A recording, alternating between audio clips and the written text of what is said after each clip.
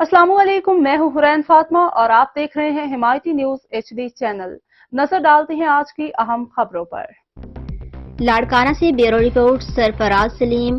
फलपोटू Chandka medical college Larkana में यौम पाकिस्तान की तकरीब का इनेकाद किया गया। दिन का आगाज प्रिंसिपल चांडका प्रोफेसर डॉक्टर जमीर अहमद सोमरू ने परचम कुशाई से किया और साथ साथ मुल्की सालमियत और खुशहाली के लिए दुआएं मांगी गईं।